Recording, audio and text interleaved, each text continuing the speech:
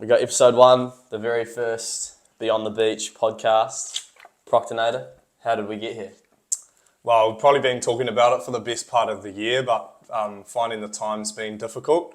But now we've got a break off uni, we've kicked off, and time to keep the momentum going. That's it, yeah, and obviously we love the sport of surf lifesaving, and that's why we're starting this, but find ourselves having real good chats and convos with heaps of clubbies and amongst ourselves and stuff, so why not put a record button on it and let the people hear if they want to. Might be a bit sore on their ears, but it's their choice, I guess. And we're lucky enough to have a special guest with us for the very first episode. He's been nagging us for ages to be the first guest of the podcast. He's one of our good mates and obviously the biggest fan. So Nath, tell us about who we got on today. Well, Mr. Jayden Murphy, 2022 Youth World Ski Champion and second in the Ironman in Riccione, Italy. The first 3-time Mount Monster winner the last 3 years, and fourth in the Under-19 Iron at Aussies 2023, and fresh off an Open Ironman and ski race win at ERCs 2024. So welcome, Jay. Thanks for having me.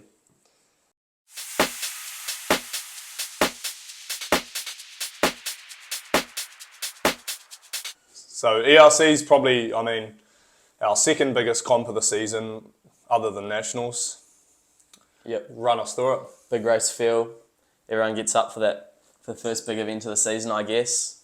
Had Whanga, which was good, but we didn't get much swell. Bit disappointing.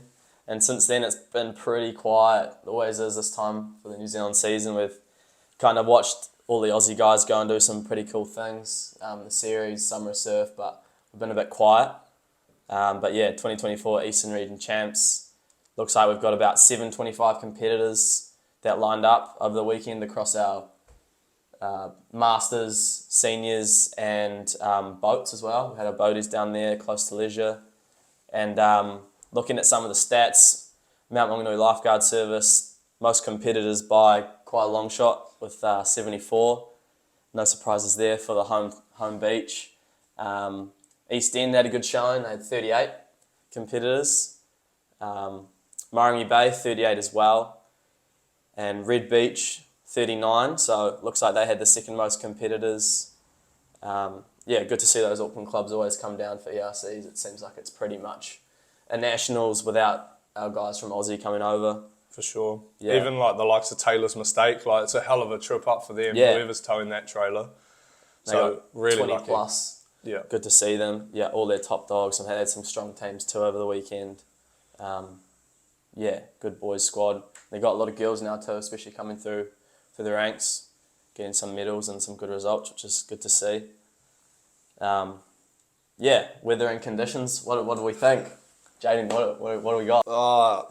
You can't talk about the run starts in the ski because those foot on the line guys have already cried about that enough. But on a whole, it was a fun weekend. I don't know, Mount's always constantly changing, and everyone was saying being the home beach, us Mount guys had the home advantage with knowing the hole, but it was actually been pumping for the last 2 weeks, and the whole beach has changed dramatically. So yeah, no, it was good. Not really any negative feedback. Felt like it was really well run by the Eastern Region guys, and it was a fun comp. Enjoyed it. Yeah, good to see that rain kind of held off towards the very end of Sunday. Thought we were going to get quite a bit of rain. But I don't know, it's like kind of your typical high tide morning with that shorey, like kind of not too many waves breaking, but you almost got that you can pick up those runs on ski from the can and then they kind of peter out. Kind of hard to hold, and then obviously just carnage with that shorey. But you love to see it, unless it's you that's diving into the sand or whatever, getting some shells in your togs, but it's all part of it, eh? And when that tide kind of went out, it's good to see that bank getting kind of shallow. It was like not really wadeable at the lowest, but definitely can kind of get across that little gutter where the shorey was, kind of dolphin dive a bit or maybe a bound. And then obviously more waves are breaking, which was kind of nice to see. A few jags on, a few epic races, and to have that finals package on the Saturday and the Sunday was pretty epic, I reckon. Sure. What do we think of that? I think what a lot of people don't realise is how big it was the start of that week. Like Monday, Tuesday, we were looking at the beach going, oh my, there's no way we would have made it out. Yeah, Pilot Bay was definitely on the cards. Yeah. I was sort of rolling in, and a lot of sand moved. And those, that sort of middle of the beach, it actually was like enough surf to make it interesting, but not too difficult to get out. I mean, there were still people going sideways. That's what the spectators want to see, eh? Yeah, yeah. Yeah. Yeah, and a few rips kind of hanging around that you kind of pretty noticeable on that low tide, and yeah, definitely like that surf earlier in the week. Those event organisers would have been kind of under the pump, having to make a few decisions or contingency plans as they always do. But yeah, no, it was good to see that it all ended up going well, and we didn't end up in Pilot Bay. And how steep was that hill though? Oh my god! Like the Travelator. Yeah. Is that something you practice, Jay, at the mount? You guys running up? Oh, like you say, the beach is always changing, but yeah, we definitely do a little bit of it. Probably in the last week, being back at training, Spindles are smashing us on it. So, but yeah, we do a little bit, and you come to expect it, I guess. It's one of those things you train for, but it just burns no matter what. Hey, Exactly. End of a swim or something, you're like barely breathing anyway because you're in the water face down, and then you feel that sand grab it, start running up. It's pretty brutal. Talking about that bank though, like now, last few days, there hasn't been much surf, but it's probably, I don't know, halved in size almost. Like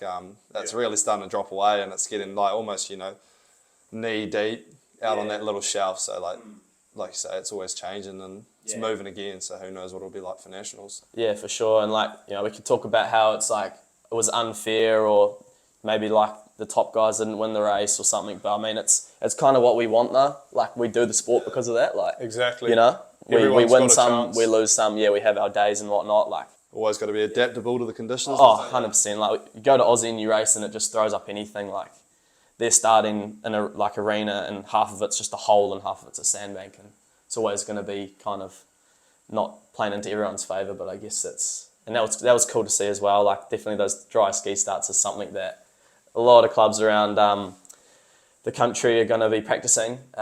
Whether you even the start of the weekend, very very rarely saw people kind of hip starting. And then by the end, people kind of thought that, that might be the way to go. And then you see in those iron finals quite a lot more people doing it. But I mean, that's what we see in the Iron Series. Yeah, like, for sure. The guys over Jelly the ditch Collins. are all drag starts. Just about every ski start's a drag start. So it's something like And run finishes. Exactly. If that's what we're aiming for, like, it's definitely the way we should be heading, is sort of integrating that a couple of times a week into our sessions. Yeah. Don't want to make those poor officials get knocked around in the shore holding the flag up, do we? No, get wet. Makes a bit of fun, yeah. But I mean, one of the things that was kind of annoying, I didn't feel like there was like consistency across all the arenas, or at least from my point of view, it was like, people getting told you got to finish with your paddle, but you can ditch your ski, or people getting told like just ditch everything. Yeah. And, it's kind of be nice if we just knew that, right, we're just running through with ourselves. We're dropping our paddles and skis. Like, yeah, it's going to be hard for handlers, but at least we know that across the whole beach we got that consistency, I guess. And yeah, I mean, it was super fun watching some. Like, I didn't do ski race, so I got to just sit tight with a bag of popcorn and watch everyone get smoked, But nah, it's good fun. I don't know what race it was, maybe the under 15 or under 17 chicks ski race, and it was one of the funniest things I've watched in a long time. Watching everyone go sideways. I think a chick that was like 3 waves back ended up getting like third or something, and just came through all of these skis. It was just sideways. Yeah, heaps of skis floating. Handlers are swimming out there, doing a swim leg. May as well have been a tap for no, but yeah. So let's move on to some standout performances. We could run through and go like first, second, third and everything, but I think it's cool if we highlight some performances, maybe even events where people were doing really well and got a bit unlucky, and For sure. some comebacks or something, So I guess one that stood out for me, under 19 Ironman, our boy Angus Blair from Midway, Gisborne. Trained with him over summer quite a lot. Definitely, obviously, swimmer dominant, and we saw that. He just did what he needed to do on the ski. Swim leg just put the burners on, and he got that last wave of the set, and then it just went flat. Just goes to show that hard work paid off, and running round into the board leg, you thought he can't lose it from here, and he even extended his lead a little bit, and see him run up the beach, and I know he's kind of been waiting for that, almost that breakout iron performance, for a while, so it was real cool to see that, and obviously Tyron gutsing it out for second, definitely going to be seeing those boys up there at Nationals, and all those 3 Midway boys like Jack Lepper had a bit of an outstanding swim. And they're obviously dominating things like the board relay, Yeah, that border relay, that was Surf probably teams. the race of the weekend Yeah. for me. Like, In terms of dominance, seeing them come across the line and the second team was still coming around the third can, like, it doesn't get more convincing than that in for surf sure. life saving. But yeah, they've just got a really good training environment at the moment, I think. Yeah. Like, competitive, going, like, one day someone's off, the next day man. they're back on. They're just, Yeah. each day, they're just all so even, all so talented. Yeah, like they just race each weekend. It's completely different results. Everything gets flipped Exactly. on its head, and I guess with Jack Gav, they should be very happy to have someone like him coaching them and in their corner. You know, he's got a pretty good program going there, and I mean it's a testament to their results. You know, For sure. across the girls too, they had some pretty epic performances. So yeah, I'd say Angus for me in that 19s iron was pretty cool to watch that happen. Yeah. Yeah, what about yourself? Yeah, I think so. Like, those Midway guys with their new club and that whole environment they've got going, like, although the beach isn't probably what it usually is at the moment, like there's still a bit of wood and they can't train right in front of the club. It's not quite the way it was, but it was really cool to be home for a couple of weeks and see sort of what they're trying to build. And Jack's still pretty, like, he's only been there, so second season? This is second season, Yeah, so it's still early days. I mean, they've got a long way to go. I guess the hard part is coming from a place like Gisborne. Well, for us, it's kind of like you get to that 18 and you have to move away, or at least if you want to study or make a few hard decisions. go to work, unless you're doing a trade, which like is a perfect option for a couple of those guys like Jacob, Corin and that. It's worked out really well for them, but it's just hard keeping that local sort of race for your club when you're not living there, training there every day. Yeah, for sure. Yeah. No, I was like, and you know, for all the listeners that haven't gone and checked out the new Midway Surf Club, it's a behemoth. It's huge. It's unbelievable. My God, it's like Aussie spec, and you've got a nice cafe down the corner. Get your coffee, brekkie burgers, anything, fish and chips. Up the top, brand new restaurant that's pretty nice. And I know I've been up there, and it's epic. Looking out over that view. Be a bit nicer if there were less logs and stuff. But but even their gear shed, like you could fit that many skis and boards in there.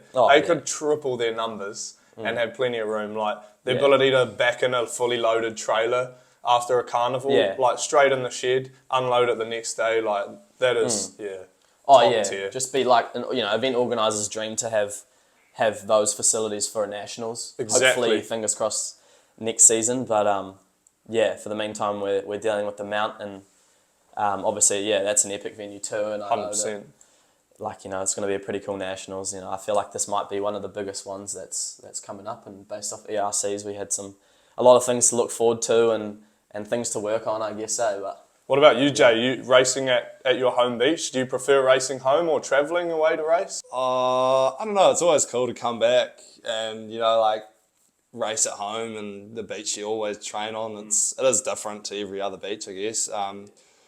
But I mean, I do love going away and getting that feeling of, you know, travelling away, the team aspect of things. Like we're pretty lucky with a good culture at the Mount there. Quite a few good guys floating around and stuff. So it's cool. I'm excited. I like racing at home. Yeah, it is definitely a highlight. a lot more controllables, For sure, yeah. And living across the road helps probably too, eh? No car parks in the morning. Yeah. Still trying not to drive though. Get kicked out of the car park. Yeah, I guess another thing we have to mention is in the open women's side of things, I guess Molly Shivnan. Good friend of ours, obviously, but she was pretty impressive on the weekend, taking out that surf race. Yeah. Third in the board race, I'm pretty sure. But that open iron victory too. It's kind of like, it's either she makes things look easy, or, you know, she's just such a competitor that she can kind of find herself in any position. Obviously, it was going to be hard ski first, But similar to Angus though, just riding on that top tier swimming ability, like head and shoulders above everyone else in that swim league. kind of like Big Bus Shivnan and old Gus. Well, coming through in Oh that. my God. He's not someone you want jumping in behind you in a swim league. He picked that outside line and he just went around everybody, like, pretty much. But that's Got a testament wave to on their you, work. Yeah. Like, when I went around that last can on the string line, I was kind of looking at my arm, and I saw him, and he was only like a can back, and I was like, holy. That was another cool thing to have, is that string line. You know, it makes it feel like it's a proper arena. I don't know, just complete, you know. Very, very Aussie spec, isn't it? Like, you know, that was cool. how they do all the races over there. So He was picking off people one by one across that string line. He probably passed more people around the string line than there were cans on the string line. So, that was cool to see. And obviously yourself getting the victory in the ski race. yeah, The sprint finish with Big Cade. that was cool. Yeah. I did everything I could to possibly not win it. I mean, falling in the hole at the start of the ski, and but it was cool. Yeah, super cool to get up there and race with those boys. You know, they're pretty well renowned, good ski paddlers. So Yeah, and I guess another one we got to mention is like James winning the board race from a similar position, like you said in the ski, like you were a bit far back, and then he obviously clawed his way back and managed to avoid that washing machine, I guess, in the middle and trying to like stay on your board and whatnot. But yeah, got his own wave, and you were second in that race. How'd you find that one? Yeah, it was good. All right start through the break, and then just coming home, I just went out on the outside and had a crack, and I think me and Newland, who got third, we were pretty lucky. Maybe on our side of the bank was a bit less steep of a run, so got a bit of an advantage over everyone else. But it's cool. That's board's probably not my forte as such, so I was pretty happy to be competitive in that. Yeah, and it just goes to show like how, especially at nationals, how important it's going to be to prepare for that. Like, it's not just a ski there was race. a wave on there, there was probably 8 of us on that wave, eh? 4 Mount boys Little looking double across, up. seeing the boys. It's pretty cool. But Definitely wouldn't have picked myself to win a sprint finish, especially because I put my board under my arm like a bloody idiot. But I've got to look after that new race 1 gear, eh? Yeah. Keep it off the nice sand. and clean. But I think what a lot of people didn't see was like Lincoln Wade and Harry Lowe were sort of leading, another couple of Mount boys, and then the boat actually missed the apex and held everyone up, and that kind of slowed everyone up. I think how James could go around the outside because everyone was just one after the other, like ramming tails, and no one actually had that. It definitely got pretty messy out there. Go around the outside, but he just slipped around and to get a wave on his own. Like he did it again in the board relay final, set them up for a good second paddler leg. But as soon as you see someone coming down their own wave, like if you can get that that feeling of coming down your own wave in a board final, it is bloody nice. in any race, Any race, the best feeling. and I suppose a board race, board or ski, it's hard to tell, but it's definitely that race where it's usually you would expect so many people to be coming in on the same wave. for sure. Just feels amazing. You feel like a foot taller when you're on your own wave, I guess. And swim races, Proctor. Gold, first would say first big proper major win at like an ERC's nationals. Yeah, probably. Yeah. Bittersweet, feeling good. Yeah. Yeah. I mean, definitely a pretty tricky double up to get over. Yeah, like 100%. it was, as much as the wave came for me, it was pretty tricky. But very lucky to obviously have that opportunity. Yeah. And man, for again, heaps of Mount guys, like watching the video back, heaps of us Mounties at the front, like That was like you guys in the surf teams just swarming. 4 teams in the surf teams, like it's pretty cool. Coming from like small town Gisborne, I've never had that opportunity to race in such like big Unless depth. we go to Northcote, but it's not that kind of same feeling. Exactly, like obviously it's training with these guys every day, and I'm very lucky. Spindles has welcomed me in and set it up. Yeah, I guess Gus got second. Had Hamish in third, which was an impressive third. Oh, for sure. Nicest dude battling a on the little beach. injury, which not a lot of people would have known. One of the nicest guys going around on the beach and a stalwart of the surf lifesaving scene in NZ for sure. Like he was my Deserved handler for the every Ironman. bit of that bronze, I guess. That guy, I said, where's my board and ski, bro, after the race? And he's like, mate, I've washed it and put it away for you in the shed. Like, man. As soon, I was just finished warming down and it's in the shed for me, packed up and done. Yeah. Like, that's unheard of. Yeah, and he would never ask for anything in return. Exactly. Like, just one of those good blokes. And 100%. there's a lot of them out there, and it's just cool to see, like, obviously someone we looked up to and, getting a good result, even despite injury or, last few months have been a few changes, obviously going to Gold Coast. And, but he'll be back, like, he'll just always he's a be dog, there. man. Yeah, he never has a bad day at training either. Like, he's always at the front of training. Yeah. Never, Yeah. What about you, Jay? Someone like him, looking up to him growing up from the Mount? Yeah, for sure. Like, Hamish, he's an unreal athlete. I don't know how to describe him really, like, without saying too many words, but he's just got the most insane ticker ever. Like, he just keeps going, keeps pushing, and like when it comes to racing, he's just got that dog in him. You can say he's just can see him doing pretty well in Aussie the next few years. 100%, yeah. Over at Burley Heads, under the guidance of Michael King, he'll be pretty good. Yeah. Guess what we've got down here? Under 19 girls, seemed like it was either Pippa Nicol or Sophie Petro kind of. Yeah. You know, Sophie had a really good iron winning that first year 19s. Like, you'd say there's a bit of disappointment there not making the squad last year? Oh, Bit for of, sure. Bit of fire in the Yep. belly, and she definitely deserves to be in there now, especially with that iron win. 100%. Convincing and And you know, she was- invitational, even like Oh, winning the 100%, yeah, yeah. invitational. Oh, sorry, the Fongmatar Classic. Yeah, Yeah. Like Bit that was a big win there. bit of a check coming with that one too. So you start seeing some prize money. consistency. Like it's hard for the selectors to ignore that. I think. Yeah. Yeah, you put yourself in a good position, and yeah, and I don't know. I suppose some people, you know, they walk along the beach and they see the selectors and stuff, and sometimes they get a bit nervous, and I don't know. Sometimes you see people kind of tend to change their mindset of I want to race well because the selectors are watching, you know. Yeah. And it's yeah. like it'd be a lot better to just see, well, you know, and you've got to remind You've yourself. always just got to do it for yourself. You got to be like, I came here wanting to do this and this, and just race my race, and you do that, and it falls into place. Then you're doing something well. You know, the selectors are it'll take care of itself. Yeah, you know, like I think, and us growing up, you know, deciding to go up in age group or do this or that. You know, I remember last year at Nationals, we just were like, stuff that we're all gonna just want to win that 19 iron. And That's probably my biggest thing now, like stepping into first year opens and being like I don't really race up that much, but just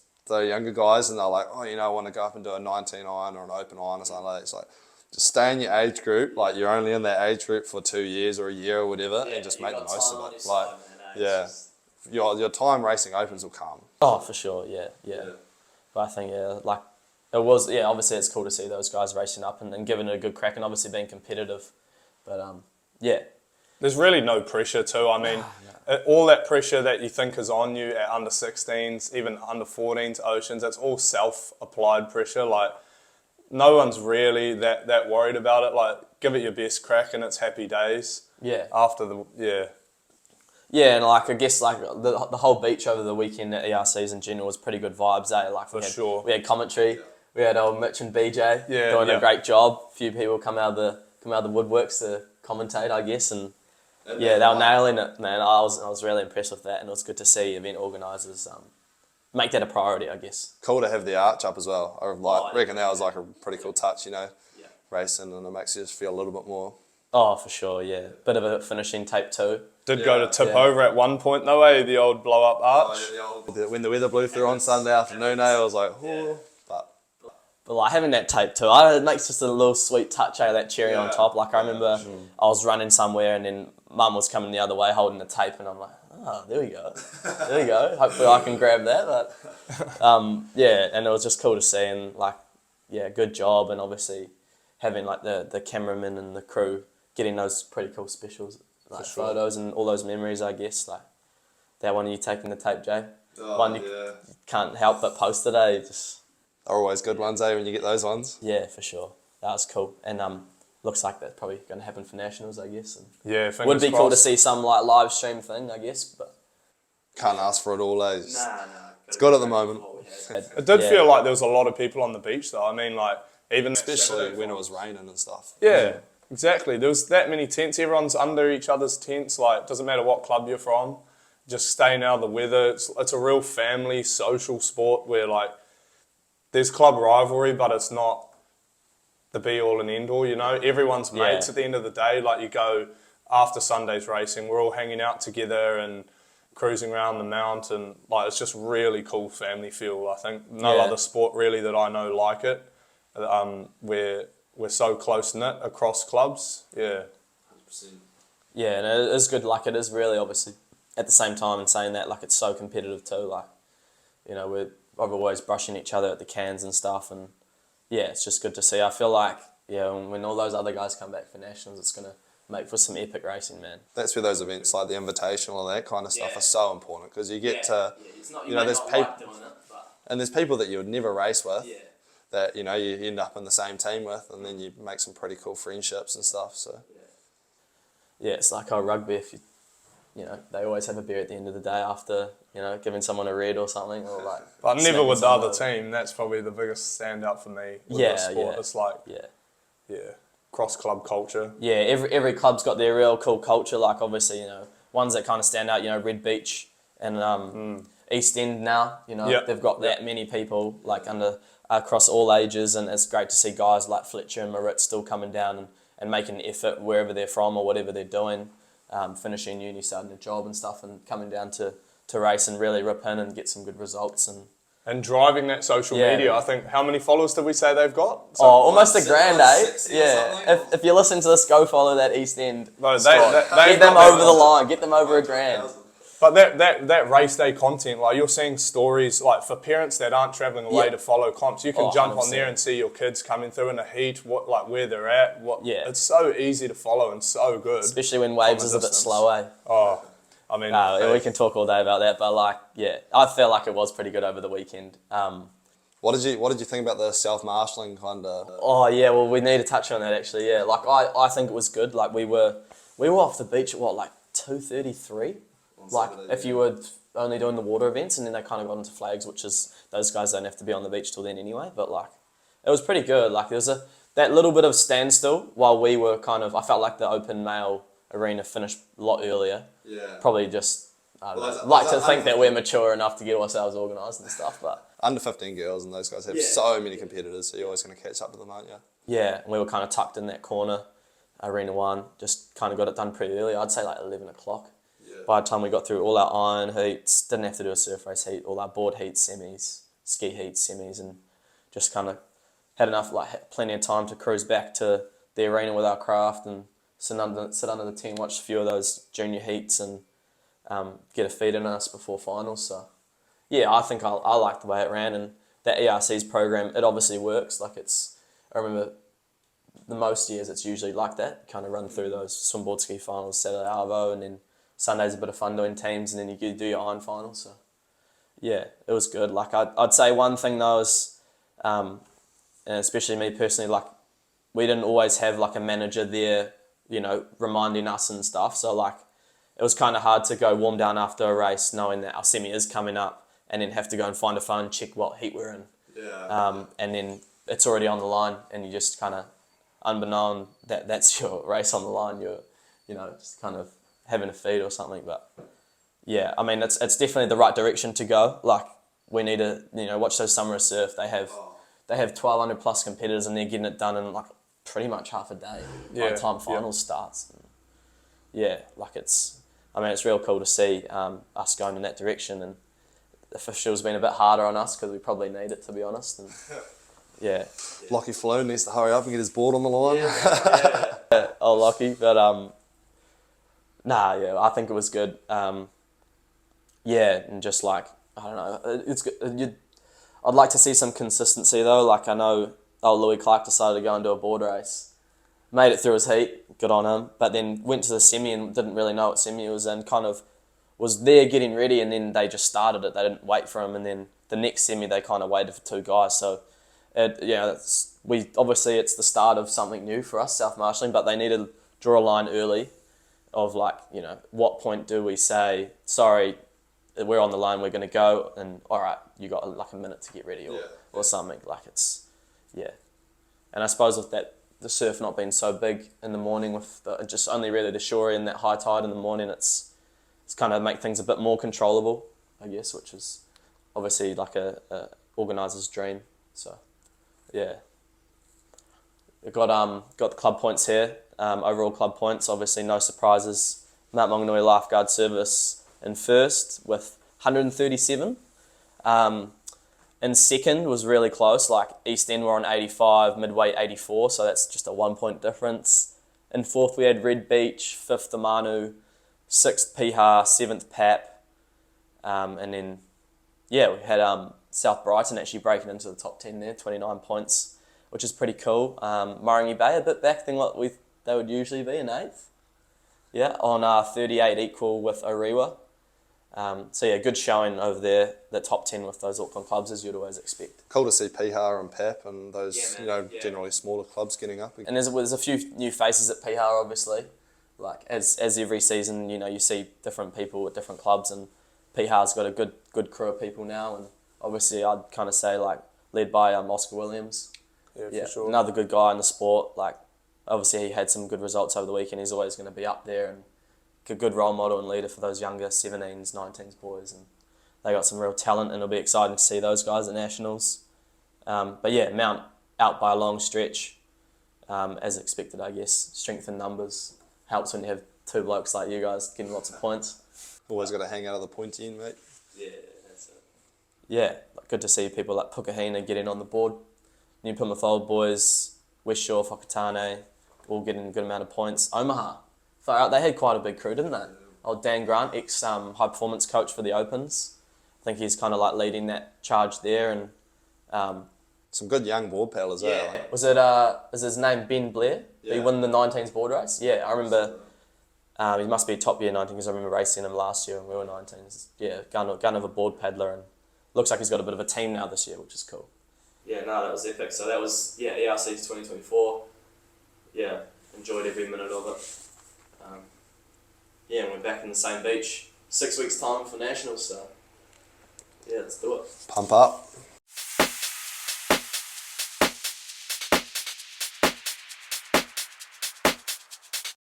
We're moving on. We're moving on to Mr. Jayden Murphy's segment that he's been asking us so much about. Oh, is it? Nah, not even.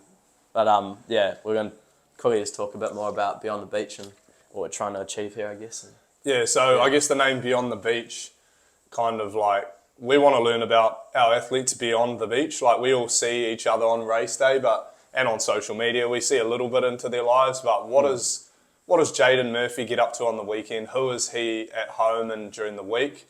Obviously, we know him pretty well, but for these guys, sort of see him have a great weekend, 8 podiums, and they want to learn a bit about this guy. Who is he? So I guess we start off where it all started. Nippers down at the Mount. How old, and what's your first memory of the sport? I would have been about maybe 8 years old, I think, when I first kind of 8 or 9. Went down to the Mount. I've always been at the Mount my whole life, so went down to the Mount, and my first memory was my parents forcing me into some speedos and getting amongst some sprints or flags or something, and I hated it. I was bawling my eyes out, and I was like, this is so terrible. I just want to go home and play on my iPad or computer. I was a massive computer geek coming from, we used to live in Rotorua, so moved over, and yeah, so they kind of gently coerced me into it over the years, and yeah, ended up getting real into it and loving it, so yeah. Everything to thank them for, eh? Yeah, 100%. Yeah, cool. I guess like starting at 8 and coming all the way through, you now just turned 20. It's a long time to be in the sport, and obviously got a long way to go too. So what's your most favourite experience thus far in the sport? Oh, yeah, you can't really go past it. The old going to Worlds with your boy over here. That was an unreal trip. Getting to travel to Italy with everyone, with the team, just being in that high performance environment. You know, we spent 2.5 weeks there or something, going through the lead up, and then 6 days of racing, which was huge. Definitely underestimated how long 6 days of racing was, but that was super cool, and come with some results was icing on the cake. So yeah. Yeah, man, some epic results too, and ones that you always remember, and everyone else will remember too. Yeah. Not often you win the world ski race, and obviously to be right there watching it was pretty sick. Yeah, some things to forget from that trip, but some things. Yeah. Yeah. How cool was it that we were roommates too, but? Yeah, no, that was Been you had to listen to my lawnmower at night. Yeah, lawnmower and Jack counting his calories before race day. No, it was good. Good tiny little room. Yeah, no, it was Bit of a pretty small beer day. Pretty intimate, eh? It was pretty intimate, but that was cool. Unforgettable experience. Well, I guess everyone knows you as that guy who's like an endurance sort of Mount Monster's your race now. The heat will be on next year, I guess, if with the rumours we're hearing about Plans in place. Yeah, plans in place. But at what point did you really break through, like get those results? Like not always at the top. Sort of what age and what was that race? If you have one that was like it clicked. Yeah, I don't know. Like under 11s, under 12s, I was like pretty useless. Just had fun. I loved being in the ocean, and was lucky to be coached with the guys like Andrew Newton and Sam Shergold, and so that definitely like helped me get into it. And then stepping up into under 13, under 14s, started getting a few results. Got third at Oceans behind Lockie Falloon and Sterling Maxwell. 2 years in a row, did that under 13, under 14s. That was probably when I kind of started to break on my own a little bit and become quite competitive. And then stepping up in a ski, I was pretty terrible at it for a year or so. And then I was at boarding school in Cambridge at the time, and I used to go out there with the rowers and did a bit of work with Terrace Harker, who was a bit of an old boy. Oh, not really, he's an old boy, he's probably mid to late 20s now, but did a bit of work with him, and he kind of helped me iron a few things out, and then started falling in love with ski paddling a couple of winters on, and kind of found my niche, I guess you could say, ski paddler, irony kind of guy. Yeah, and then ever since then it's kind of been a bit of a snowball effect, and just trying to work out my swimming. It's obviously it's worked out now, that's for sure. Yeah, we're getting there slowly. It's a bit of an eye-opener when you go over to Aussie and see how hard those guys work on their swimming. I'd say, looking back now, it's a lot easier to be a swimmer and cross over into a clubby and be good. You know, you look at Gus Shibnan, he's an unreal swimmer and he can just figure the rest of it out to put together a good iron. But being the opposite of him, not a swimmer at all, and trying to come in and be a good clubby, it is quite hard to try and reverse that. So, yeah, I don't know. Yeah, so I guess under 13s, under 14s, probably when it started to click for me. Yeah, man. I remember you coming up in that board race. You had that orange board, that orange dolphin, and under 14s that we were racing at Orewa that year, and a bit of chop, and definitely you'd say some skills involved there and paddling speed. So yeah, no, it was cool, and like I say, we're so lucky coming through. Like, obviously, me and Jack, we raced every age group together, and a little bit with Nathan, who's an age above us, but we've always had such a competitive age group and pushing each other constantly. And now, you know, well, pretty much all of us are Mount Romanu, so minus George, who's jumped across the ditch now. He's over at Mermaid. Yeah, been pretty lucky. It's been a good ride. yeah, man, that's epic. And I guess like taking a little bit of a turn away from the sport, kind of like, you know, we've obviously been on a lot of camps and stuff together, and one thing that always comes up, whether it's us asking questions or people feeding us information, it's like balance, balance, balance. And it's something that, you know, a lot of people don't talk about, and people get to an age where they, I don't know, just all of a sudden this balance thing becomes such a big deal. But I guess, like, you know, outside of surf lifesaving and racing, you know, you have a lot of hobbies, you know, water-related hobbies, and sure you'll talk about your one with Nath. But I guess how has that been beneficial for you as an athlete and just as a person to have that balance, and yeah, as an athlete and everything? Oh, like you say, everything you do, everyone's always talking about it. You always got to have your downtime away from the sport, and that's, you know, what fuels your fire, I guess, coming back to it. But love the water, foiling, surfing, do a lot of stuff on the lake behind, like wake surfing, wakeboarding behind boats. But I guess, yeah, like you say, the biggest one everyone's always interested in, because it's a bit left field, is water ski racing. So about a year ago, found a hull and trailer 1850 Bullet, which probably means nothing to you guys, but 1850 Bullet that was down south for pretty cheap, and brought it up here, and had a friend that had a motor through a 225 Optimax on it, which is a pretty big motor for a little boat. But got into it, and my old man's been always quite into water ski racing, so that was, Runs in the family now. yeah, it was a stepping stone. You know, you kind of get a big boost up with people teaching you how to do it, and then got Nathan on the ski and just having a great time, you know, burning up and down the river. So Yeah. pretty lucky. It's good fun. It's something super cool, and it is quite different, like massively different crowd. So yeah.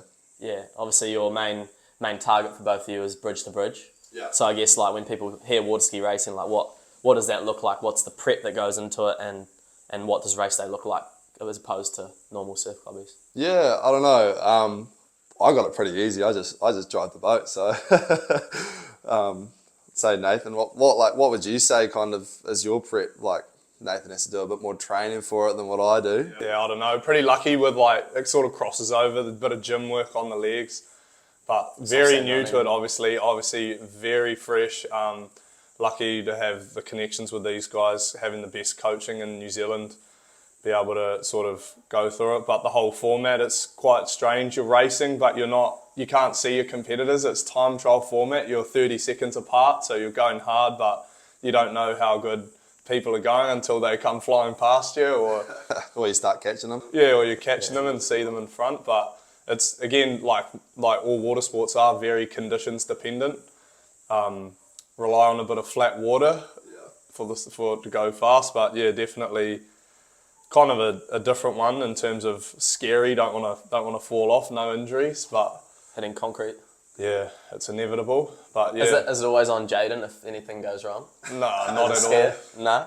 Or is it on the observer? Massively team dependent sport. Like we've got a mate, Harry Burns, who jumps in and observes, and he's definitely been yelled at a few times for being a bit blasé about things. But it's cool. Like, we all learning together, and like I say, it's really cool to have something that's so far away from surf club to go away and do. Yeah, you're still in the water, but I mean, and it all correlates though, between surfing and foiling and water skiing and all of this stuff. You always read in the water and watching what's going on. So coming back to surf club, it gives you new views on stuff, and surf club helps me do those things as well, I guess you could say. So Bit of adrenaline, bit of speed, eh? Yeah. And last time you guys at the bridge, I was fan club. I went down and watched, and like it's pretty nuts. Like, I don't know if any of these listeners have like heard of water ski racing or watched or been a part of it, but like, what kind of speeds are we expecting? Like, what did you guys travel at peak speed? we're about 60 to 70 mile an hour. So that's 120 k's, about that.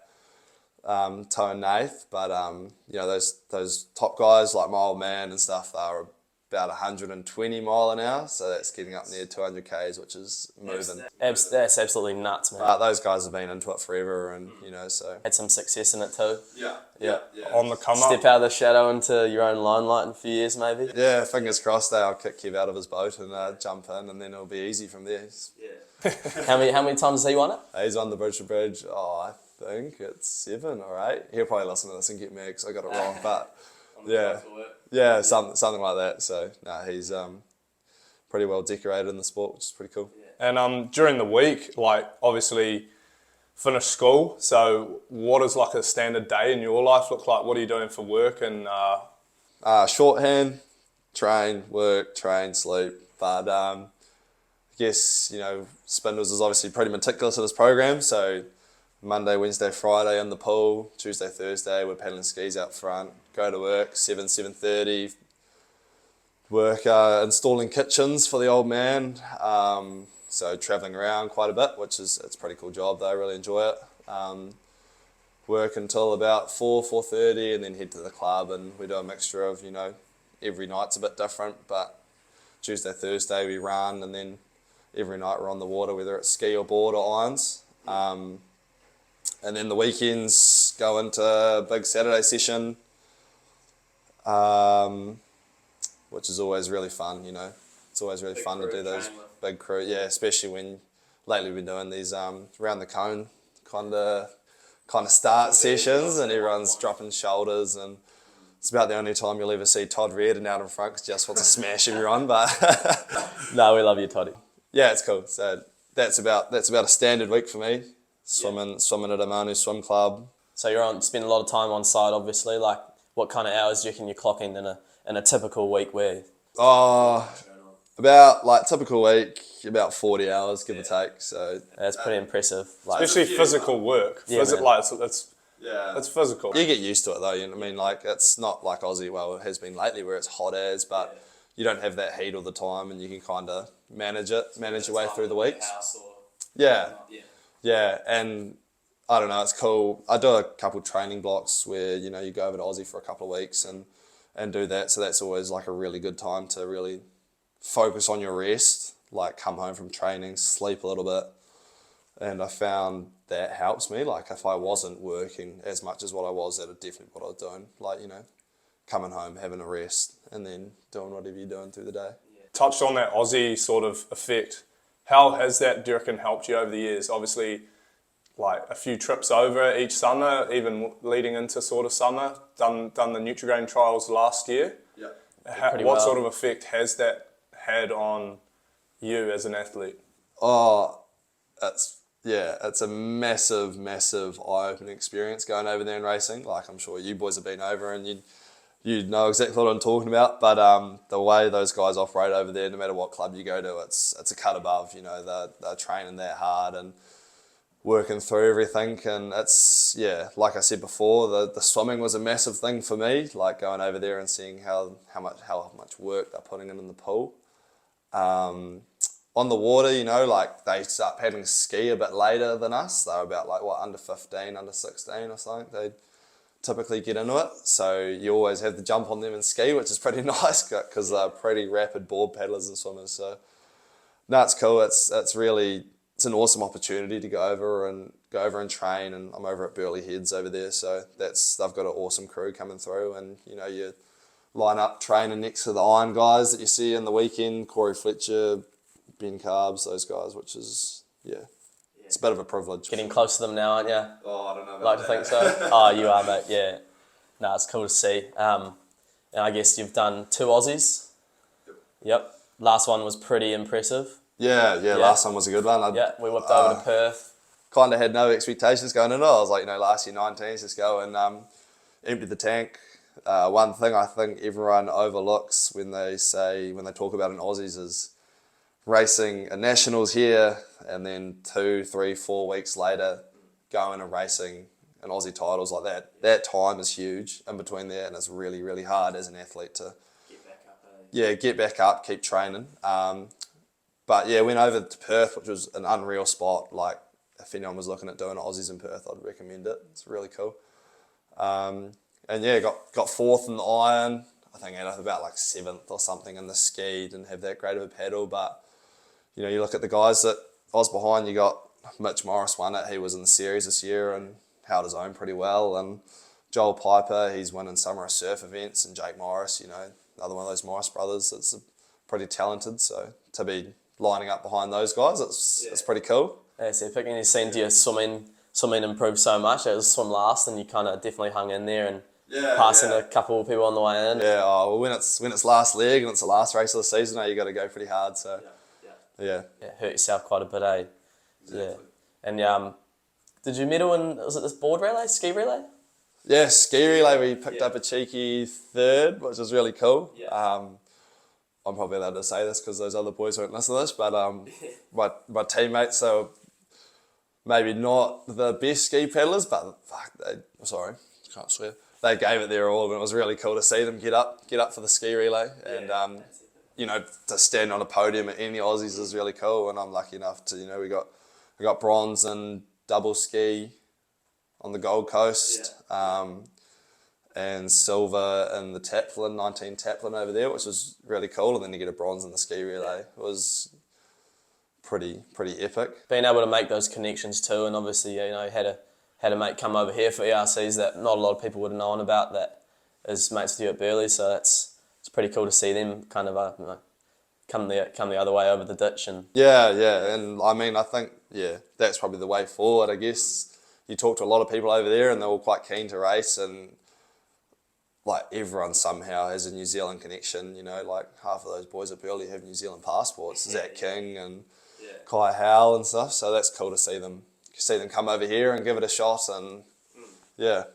It's that 28-day rule though, eh? I think that's what holds a lot of people back. Even I remember talking to Odin Parrish like years ago, and they've got to be in the country for 28 days prior to racing or something. Like, we don't have that going their way. Yes, we have to do patrol hours, but get a bloody blue card. Which is a headache. Exactly. Anyone that's listening that had to try get a blue card this season, I feel for you. But we've got to look at making that transition easier to it gets the best out of both parties. I think if we can go over there and race and they can come here, and it's just an easy experience. All you've got to do is book a flight. It definitely would like promote and better racing environment for sure. And clubs are so accommodating over there, you know. And exactly. Obviously, it's a bit of a different dynamic in the sense that, you know, you have to source your own gear because clubs don't buy gear unless it's like full nipper 6'6" boards. But you know, obviously that's another obstacle. But you know, if you can get through that, and then if I don't know what it'd be if Civilised Saving Queensland sit down with Surf NZ and maybe work something out in the future, that'd be pretty cool. It makes these younger Jayden Murphys that are coming through. maybe get over a bit earlier and experience that. That's one of the awesome things that Summer Surf are doing as well. Like, you know, there's really no barriers into entering a Summer Surf event. So if anyone was looking at going over for one, I'd highly suggest that it's competitive as like you always have all the big names there, especially for, you know, the Shannon Eckstein in a couple of weeks. I'm going over for that, and you know, you see them all racing at Manly and North Bondi and all those ones. So it's cool.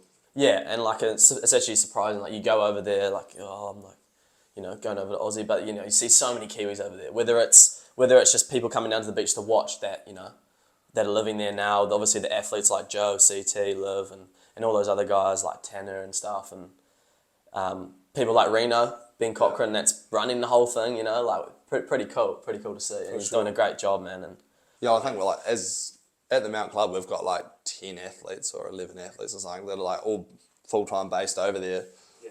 That I think majority of them are coming back for nationals, so that'll be pretty cool. They always add to the culture of the club. Pretty lucky. Same thing with our internationals that we have at the club. All adds to the culture and the environment. So. And even connections, like opportunities for us to go their way, say over to France and do the nationals there, and that's sort of our winter. So what do they race? August, July? Yeah, August I'd say, yeah. Yeah, so that's pretty cool, like another option to build the sport, because you sort of get to that end of March and you like to have a little break, but the prep starts for next season and there's not a lot of, well, unless other than pool rescue over obviously in the pool, but it gets pretty cold here, and yeah, we're very lucky to have that sort of option to go out of New Zealand and still stay in the sport we love. Yeah, man, for sure. Like lifeguarding opportunity as well. You know, Yeah. It's always work, I guess, to if you wanted to do that. But yeah, I guess, you know, you mentioned how you're at Burleigh, training under a legend, Michael King, who's obviously got that good connection with Spindles here, who's your coach. And you mentioned training with people like Corey Fletcher, who's, you know, like podium in the series and stuff, and those rounds and stuff. But I guess, you know, do you have any idols? Like, is that something you've kind of looked up to, or I don't know, things you kind of believe in, or like you just really, that motivates you or gets you out of bed, or Yeah, sort of things? I don't know, like, sounds super cliche, but I'd say like my old man, he's maybe not, I can't say not an idol, but he's a pretty big motivator of mine. You know, he wants to see me succeed, and like, I'm pretty lucky to have someone that's so into the sport and so into what I do, backing me all the time. But yeah, like I was saying before, I guess it's just growing up in that Mount Club, having people like Andrew Newton, Sam Shergold, like all of that old crew who were like super dominant in whatever they did. That was always really cool to grow up in there, and you know, you'd always be looking what they're doing. So maybe not an idol as such, but just a good group of people that I was lucky to come up around. Yeah, obviously taking on those things, and obviously a good bloke yourself. So yeah, and I mean, those younger Mounties are going to be seeing this, and that's probably who they look up to, you know. Yeah, as a club, that's something that we talk about. You know, we try and give those younger kids those opportunities that we had, I guess. Like, I was going to say it before, but one of my highlights of my younger surf years was when Andrew Newton and Sam Shergold were going to ISA Worlds in some Central American country. I can't remember what it was called, but they ran a holiday program for us, and it was 2 weeks at the Mount, and we had pumping waves, and it was just the most epic time ever. Like, you know, with all the old clubbies, just out on the surf every day, and Newts would be like, you do a 20-minute run set, you get an hour and a half wave play, and we'd be so into it. And that was definitely a highlight of my younger years, and doing that with all the old crew that we used to have got me real into it. And so it'd be cool to try and give back a bit to the younger guys coming through now, and maybe run something like that in the future. I don't know, a few things in the pipe work, but yeah. No, that's sick, and obviously, yeah, been at the Mount your whole life, you know, a lot of people know you, young and old, I guess, you know, people that have been at the club for years and years, and yeah, you kind of see yourself kind of sticking around the club, and if you can, help out where you can. And Yeah, 100%. Like, you know, unlike you guys, I don't really move clubs, so all right. been at the same club my whole life, so I don't know, yeah, and I owe a lot to the Mount as well. You know, when we were fundraising for Worlds and all that kind of stuff, you know, the generosity of the club and the people that put in the work behind the scenes really kind of shone through for me. It was really cool to see everyone get behind you, and even in the day-to-day running of the club, like Spindles and even Danny Hart and stuff's doing a bit behind the scenes now, and those guys that are just giving back and helping out, it'd be pretty cool to be one of them, you know. Kind of, yeah, they obviously understand, and we understand that, like, you know, the sport does so much for us with your club, just being in the sport and the people around it, it's 100%. kind of, And I guess you want to give back. Yeah. we don't like to talk about goals and bring like personal goals out, but what can we expect from Jayden Murphy in the near future, the next few months, year? Oh, I don't know. That's one thing that I never ever think about, to be honest, is goals. You know. Yeah. I just want to beat everyone. I guess like I say, you just want to beat everyone. So it'd be pretty cool to at least get on the podium for whether it be ski or iron or whatever at nationals. That's definitely something in the back of my mind all the time. But yeah, coming back from Worlds and having a super hectic, full-on off season, going into that, what was last season, and just trying to have fun with it, I found that kind of changed my whole perception on the sport in a way. And you'd turn up to these comps and you had all these really cool connections, and just being involved and making the most of it and immersing yourself, and like what Nathan was saying, the family kind of scene of the sport was really cool for me. So that's kind of something I focus on a bit now, is just enjoying the time you have with the people that are around you. Yeah, that's sick. And I guess you'll be doing a bit of that this weekend, you two, going up to Piha. Yeah. Excited? for sure. We're hoping for some swell. Yeah, I think there was like 10 or 12 Mounties going up, so it's pretty cool to take a trailer up and race, and what those guys like Bjorn and Ron are doing out there, it's epic. And so we're always grateful for people putting on events like that, for sure. Yeah, I'd love to see like that event and others come into the mix as well, but those events carry on. Definitely a Pretty feel-good race, and hopefully we'll get a bit of content from there for the channel and keep it Yeah. going. Mate, hopefully get a bit of cash, prize money there, man. out of it. Those sponsors, it's Barfoot and Thompson, I think. Yeah. Yeah, Oh, that's doing wonders, huge. man. Yeah, that's cool. People in the community giving back to the sport is like epic. It's so cool to see. You love it. Love Yeah, to see it. it's probably not like, it's one sport there's not a lot of money in, no future in terms of like professional contracts in New Zealand. So it is quite a hard one to keep those like our older or guys older than us in the sport that like are actually going for it, you know, still in the program training hard. Yeah. Although it's like a social thing. Yeah, just becomes that kind of lifestyle, I guess. And like you've got a pretty set routine with work. And I'm pretty fortunate as well. Like my old man is real understanding around trading and working and stuff, and I'm like super, super grateful. And without that, I wouldn't be able to do what I do, for sure. But yeah, like you say, just it's cool though. Like, you know, you hear the likes of Greg Ackroyd and those kind of guys trying to get things off the ground, especially around the Mount Monster. Lots of stuff they reckon is going to go on next year, so it'd be cool to keep an eye out for that. So your prize money go back to your old man? Oh no, I might buy him a beer on the Sunday, but tuck that in my back pocket. Yep, nice. Cool. Oh, Well, cool. Jaden Murphy. Yeah, thank you. Thanks very Episode much. 1. Our first episode.